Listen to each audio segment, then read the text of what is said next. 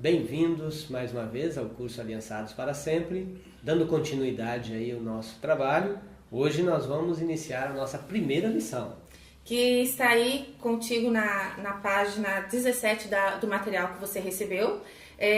Hoje o tema da lição é: se Deus afirmou, não é bom que o homem esteja só, então não é.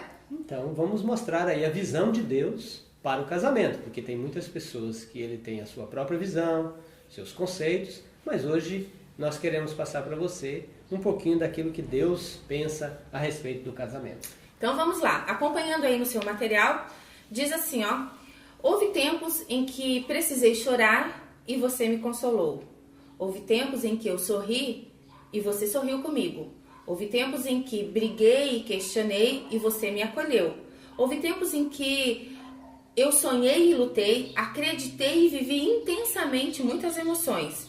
E você, com seu carinho e amor, esteve ao meu lado, enfrentando os obstáculos, acreditando em mim e nos meus ideais. Houve tempos em que me senti sozinho, mas como um presente maravilhoso de Deus, você surgiu em minha vida, com seu jeito único e especial.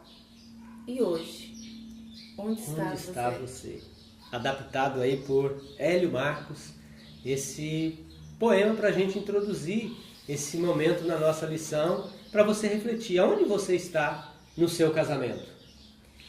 Porque muitas pessoas estão ali vivendo juntos, numa convivência até legal, mas se sentindo sozinho, né? Estão o tempo todo meio que abandonado pelo seu próprio cônjuge.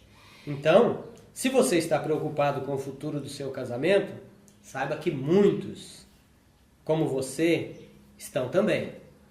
E isso não é um mau sinal, é um bom sinal, sim, né? Sempre podemos melhorar, é ou não é, Joyce? É isso aí. Olha só o que diz aí no seu material. Muitas pessoas veem o casamento como um relacionamento temporário, até mesmo descartável.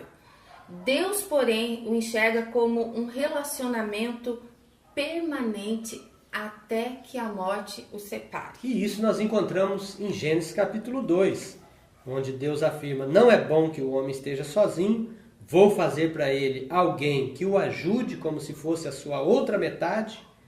E o Deus eterno, ele formou todos os animais, mas quando ele olhou para o homem, ele viu que ele estava só. Ele diz: então não é bom estar sozinho. E é disso que a gente quer tratar com você. Então acompanhe o texto aí de Gênesis capítulo 2. Diz assim, ó: depois o Deus eterno disse: não é bom que o homem viva sozinho. Vou fazer para ele alguém que o ajude como se fosse a sua outra metade. Depois que o Deus eterno formou da terra todos os animais selvagens e todas as aves, ele os levou ao homem para que pusesse nome neles, e eles ficaram com os nomes que o homem lhes deu. Ele pôs nomes nas aves e em todos os animais domésticos e selvagens, mas para o homem não se achava uma ajudadora que fosse como a sua outra metade. Então o Deus eterno fez que o homem caísse num sono profundo, enquanto ele dormia. Deus tirou uma das suas costelas e fechou a carne naquele lugar. Dessa costela, o Eterno formou uma mulher e a levou para o homem.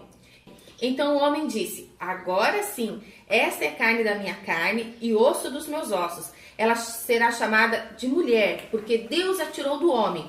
E é por isso que o homem deixa o seu pai e a sua mãe para se unir à sua mulher e os dois se tornarem uma só pessoa. Ainda em Mateus... Então, ainda em Mateus capítulo 19, versículo 6, disse o Senhor Deus: não é bom que o homem esteja só. Far-lhe-ei uma auxiliadora que lhe seja idônea. Assim não serão mais dois, mas uma só carne. Portanto, o que Deus ajuntou, não separe o homem. Que legal, né? Essa é uma visão de Deus para o seu casamento. Então, é muito importante a gente pensar nesses textos, e é sobre isso que nós queremos pensar um pouquinho com você. É uma questão de visão. Você pode ter a sua visão, mas agora vamos discutir um pouquinho a visão bíblica. A forma como vemos nem sempre é a mesma de Deus. Ou seja, a nossa visão não é a visão de Deus. Logo, nós precisamos conhecer qual é a visão de Deus para o casamento. O texto de Isaías, capítulo 55, verso 8 e 9, diz: porque os meus pensamentos não são os vossos pensamentos, nem os vossos caminhos os meus caminhos, diz o Senhor. Porque assim como os céus são mais altos do que a terra, assim são os meus caminhos mais altos do que os vossos caminhos, e os meus pensamentos mais altos do que os vossos pensamentos. E é por isso que eu queria te convidar a pensar um pouquinho de onde vêm os seus conceitos sobre casamento. Qual a sua referência? Como você está estabelecendo o seu casamento tem muito a ver com aquilo que você recebeu desde a sua infância, tem a sua história familiar. Então, o que está impregnado? O que você está vivenciando? Você está vivenciando aquilo que Deus diz ou aquilo que você, ao longo do tempo, foi ensinado ou de onde você trouxe aí os seus conceitos? Ou seja, né, a sua visão, ela é pautada pela visão de Deus? Ou a sua visão, ela é pautada, respaldada por tudo aquilo que você vivenciou? Se a gente parar para pensar que Deus disse que não é bom que o homem estivesse sozinho, eu fico pensando o quanto ainda hoje não é bom estar sozinho. Verdade. Porque quando uma pessoa começa a se encontrar nessa condição de querer ficar sozinha, pressupõe o quê, José? Que ela não está bem, né? Ela quer ficar lá no quarto, escondida, não quer falar com ninguém. Então, a gente imagina que ela não está bem. Até porque, na visão de Deus, o homem foi criado para viver em comunidade, viver em comunhão, né? Ter relacionamento. Ter relacionamento. O próprio Deus, né, estabeleceu ali um relacionamento com o homem, e percebendo que o homem não tinha alguém igual a ele para se relacionar, promove então a possibilidade desse relacionamento, que é o relacionamento mais intenso que um ser humano pode viver. É a relação conjugal, né? Aqui nós podemos viver todas as nossas emoções. Precisamos viver, né? Precisamos. Não só podemos, como nós precisamos, no relacionamento conjugal, viver todas as emoções. Eu sempre digo que a primeira intervenção de Deus na humanidade foi exatamente para sanar o problema da solidão. Porque o homem estava se sentindo sozinho, não achava para ele nenhuma adjuntora, nenhuma que fosse semelhante, alguém que ele pudesse compartilhar. Então, Deus deu essa possibilidade para ele do compartilhar. Só que hoje, às vezes, quando a gente começa a compartilhar, a gente também começa a brigar, né? Então, nós precisamos pensar como é que nós vamos resolver essas questões. Agora, a ideia de Deus é a ideia da comunhão. Agora, vamos pensar numa questão assim. Deus percebe que não é bom que o homem estivesse sozinho. Imagine a mulher sozinha. Não, nem consigo imaginar, porque ela não vai parar. Ela não vai conseguir ficar só. É por isso que a gente precisa de vocês para conversar. E aí juntos nós somos mais fortes. Mas juntos também a gente precisa conversar e discutir um pouquinho a nossa relação. Então vamos lá. 1.1 do seu material, a visão de Deus então. O homem foi criado para viver em comunhão, em comunidade. Primeiramente com o seu Criador e depois com os outros seres humanos. Vemos isso desde o Gênesis, Deus se relacionando com o homem. A solidão não é algo reprovado por Deus, ou melhor, volta. A solidão é algo reprovado por Deus. Não é bom que o homem esteja só. Gênesis 2:18. Depois o Deus Eterno disse: não é bom que o homem viva sozinho. Vou fazer para ele alguém que o ajude, como se fosse a sua outra metade. Deus criou a mulher porque viu que o cenário de solidão em que o homem estava não era bom. O casamento é a solução eficaz para a solidão. Nenhum solteiro é completo.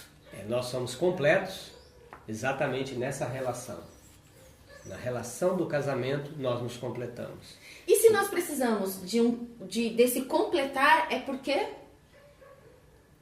falta alguma coisa para nós, não é? Sempre vai existir uma falta, e o ser humano, na verdade, ele nasce muitas vezes com essa falta, e aí ele se encontra nessa relação intensa que é o casamento e que há esse complemento. Muitos não entendem, né? Porque às vezes o complemento dele acaba sendo aquilo também que incomoda, né? De alguma forma. Então ele... Claro, porque o que você tem, eu não tenho. Eu preciso do que você tem, mas o que você tem é teu. E o que é teu às vezes me incomoda. Olha a complexidade que é a relação. Olha o quanto é gostoso viver o casamento e o quanto é complexo viver o casamento. E o quanto nós podemos crescer nessa relação quando nós estamos abertos ao aprendizado e ao crescimento, à visão de Deus. Porque a visão de Deus é perfeita, mas a nossa visão, ela acaba ofuscando tudo isso e nós achamos que o outro está nos atrapalhando em alguns momentos, porque ele está nos completando naquilo que nos falta. E lidar com a falta não é uma coisa muito legal. E principalmente quando a gente encontra no outro aquilo que a gente não tem, né? É tão bom, mas ao mesmo tempo é tão frustrante, né? Porque ele tem o que eu não tenho. E aí o que ele tem, muitas vezes me causa um incômodo. Agora, o que acontece? Isso tudo antes do pecado, né? Era um momento perfeito, dessa completude, do homem dizer assim, olha, agora sim. Agora Deus, o Senhor acertou. Imagina Deus trazendo aquela mulher, né, ali para ele, eu digo aquele presente desembrulhado, que coisa linda. Então, o que acontece? Esse homem começa a vivenciar, mas quando vem o pecado, o que acontece? Aí a visão humana, ela é modificada. 1.2, página 18. A visão humana. O homem começou a enxergar de forma diferente após ter pecado. Antes de pecar, estavam nus e não se envergonhavam. Mas depois passaram a viver sob a influência do pecado, sentindo suas consequências. Gênesis 2:25 diz assim, ó. Tanto o homem como a mulher estavam nus, mas não sentiam vergonha. E essa questão da nudez aqui, eu queria colocar um ponto importante, que eu acho que fala muito dessa questão para mim, da transparência. É mais do que a nudez física. Da transparência, de estar um para o outro, né? De conseguirem ser transparentes, né? De conseguirem serem os dois juntos, vivenciar as suas emoções, sem medo de ser julgado, sem medo de ser criticado e fazer essa relação. Então, por isso, no seu casamento, você precisa pensar como vocês estão vivendo essa nudez, não física, mas no todo. De alma. De todo. De um todo. Tá, então, olha, para Adão, mulher que antes era osso dos seus ossos, sua princesa amada, agora após o pecado, torna-se a culpada pela queda. Gênesis 3:12. O homem disse, a mulher que me deste para ser a minha companheira me deu a fruta e eu comi. Veja bem, né? Aí já entra um problema, que é a questão da culpa. Quantas pessoas estão carregando essa culpa, jogando a culpa no outro? O problema é o outro, né? Então eu acho que aqui nós começamos, a visão do homem, ela é danificada exatamente aqui. Porque existe um culpado? Quem é o culpado? Muitos casamentos vêm para a relação e depois de um tempo, um fica achando que o outro é culpado. Se ele fizesse diferente, se ela fizesse diferente, aí nós não teríamos problema. E a gente sempre encontra argumento, né? Para poder culpar o outro e não se responsabilizar por aquilo que é a nossa parte na relação. Porque eu sempre acho que o culpado foi o Adão. E eu sempre tenho um argumento para achar que a culpada, não vou dizer que é a Eva, mas é a minha mulher, né? Hoje. Então, eu sempre vou encontrar que ela é a culpada.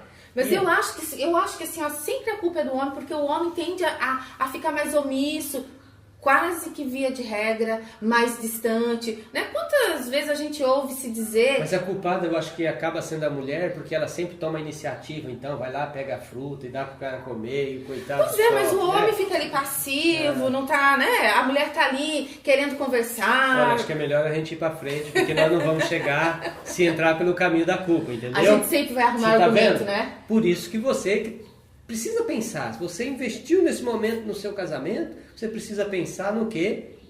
Eu vou mudar isso. Eu preciso entender a diferença, você precisa entender a diferença da culpa e da responsabilidade. Legal, né? A responsabilização é algo jóia. A culpa não deve fazer parte do seu casamento. Continuando aí no seu material, encerrando esse tópico aqui, diz assim, ó, começou aqui um grave problema que perdura até hoje, que nós ensinamos um pouquinho aqui, jogar a culpa no outro, né? Então, vale a pena a gente refletir. eu tenho me responsabilizado por aquilo que é meu, por aquilo que compete a mim em relação ao casamento? Em relação a essa conjugalidade, né? Eu preciso pensar se eu assumo ou não as minhas responsabilidades. E não é aquele que diz assim, eu assumo todas as minhas responsabilidades, mas é um assumir jogando para o outro. É um super sincero, por exemplo. Né? E além de jogar pro outro, ainda tem a questão de jogar a culpa no pecado, no diabo, né? No diabo. Espiritualizar algo que é humano. O que é da relação humana precisa ser resolvido no contexto da humanidade. Ser ressignificado e seguir em frente. Porque a Eva também encontrou uma saidinha pra ela ali, Todo né? mundo, né? A culpa sempre vai achando. Sempre a culpa do outro, a culpa do outro. Eu preciso olhar pra mim, você precisa olhar pra você e entender qual é a minha parte, qual é a sua parte na questão do construir o relacionamento conjugal, do fazer acontecer de forma saudável. Então vamos lá, vamos seguir Vamos em frente. Lá. Desde então o homem e a mulher distanciaram-se e por causa do pecado o homem, a mulher e a terra foram amaldiçoados. A mulher passou a viver debaixo de jugo. Para a mulher, Deus disse, vou aumentar o sofrimento na gravidez e com muita dor você dará à luz filhos.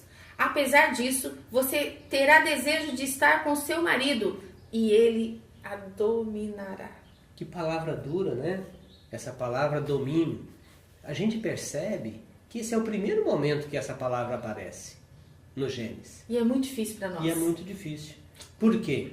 Antes não apareceu essa palavra. Pelo contrário, ela era auxiliadora, companheira, alguém que lhe fosse idôneo. Semelhante, no mesmo pé de igualdade. Né? Tanto é que em Gênesis 1:28, Deus diz o quê?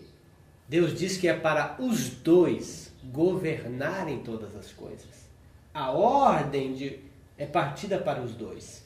Agora aqui já começa o pecado danificar o relacionamento conjugal. E aí nós temos um problema sério que vai gerar muitas discussões, vocês vão ver nas lições seguintes do curso, como nós vamos lidar com isso. E eu só posso dizer uma coisa para você, teu casamento não pode estar aqui. Porque se ele estiver debaixo do domínio, você não estará debaixo da bênção, estará debaixo da maldição. Então você vai precisar entender o curso, até lá no final, para você sair desse lugar de dominação para um lugar do Gênesis, do início, da auxiliadora, daquela que é a companheira. Muito bem, então agora a consequência para o homem, continuando. O homem tendo de trabalhar, por causa do que você fez, a terra será maldita. Você terá de trabalhar durante a vida inteira, a fim de que a terra produza alimento suficiente para você. Gênesis 3, versículo 17. Anos e anos se passaram e o distanciamento tornou-se ainda maior entre homens e mulheres. Uma grande disputa de poder se iniciou.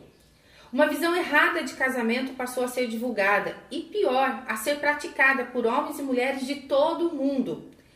É bem provável que você já tenha ouvido falar esse ditado popular: antes só do que mal acompanhado. É verdade que precisamos fazer boas escolhas, escolher companheiros que sejam compatíveis, no mínimo, com os padrões morais estabelecidos por nossa família de origem. Mas, o caso é que muitas pessoas se apoiam no ditado popular para justificarem crises não resolvidas. Deus não fez você para viver sozinho. E lhe dá condição, ferramentas para que as crises sejam resolvidas. Então, não use o ditado popular, não o senso comum, daquilo que as pessoas dizem, para fazer uma filosofia de vida para você. Então, volte para a palavra de Deus, que você vai conseguir vivenciar os princípios do companheirismo, do casamento, de uma forma saudável e legal. Então, o que necessitamos é de conhecimento. Erramos por falta dele. E a Bíblia diz, o meu povo erra por falta de conhecimento. Que é o texto que está aí no seu material, de João 8,32, que diz: o meu povo está sendo destruído porque lhe falta o conhecimento.